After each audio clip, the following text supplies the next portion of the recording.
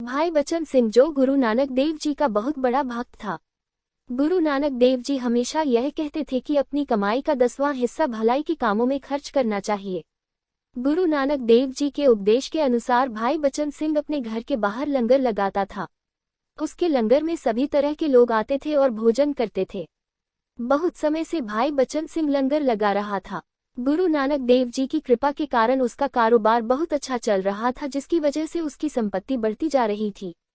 एक दिन भाई बचन सिंह लंगर में लोगों को खाना खिला रहा था। तभी खाना खाते हुए एक गरीब आदमी ने आवाज लगाई कि मुझे थोड़ी सी दाल मिलेगी। भाई बचन सिंह ने उसकी बात सुनकर बड़े ही अभिमान से कहा कि हाँ, क्यों नहीं, जितनी आपको चाहे ही उतनी मिलेगी। तुमने जितना भी खाना खाना है खाओ, मेरे पास किसी भी चीज की कमी नहीं। मैं रोज बहुत सारे लोगों को खाना खिलाता हूँ। रोज हजारों की तादाद में लोग मेरे यहाँ खाना खाते हैं, लेकिन मेरे यहाँ खाना कभी खत्म नहीं होता। पूरे गांव में मेरे जैसा कोई भी नहीं है जो इतने लोगों को खाना खिलाता हो। अगर आज मैं यह लंगर बंद कर दूं तो इस गांव के बहुत सारे लोगों को खाना भी नसीब नहीं होगा और लोग भूखे मर जाएंगे। भाई बचन सिंह लंगर की सेवा तो जरूर करता था, लेकिन इस सेवा के साथ साथ उसके अंदर घमंड भी पैदा हो गया था।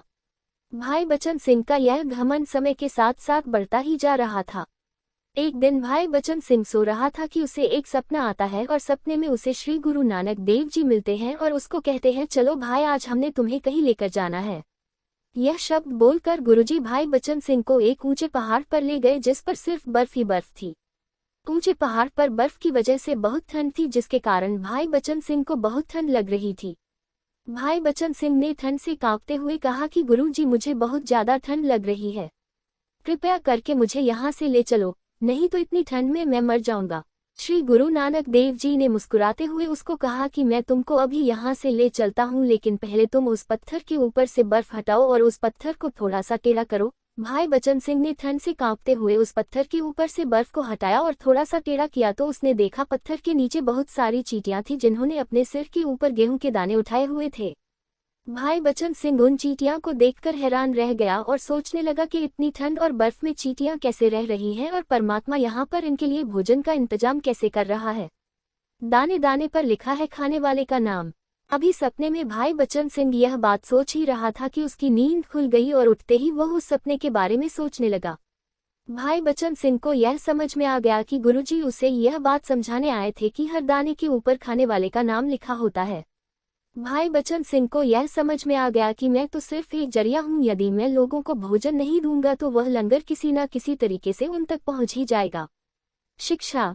दोस्तों, इस साखी से हमें यह शिक्षा मिलती है कि हमें कभी भी इस बात पर घमंड नहीं करना चाहिए कि यह दान मैंने दिया है। परमात्मा ने इस सृष्टि में सभी के लिए खाने का इंतजाम किया है और दाने दाने पर उनका नाम लिखा है।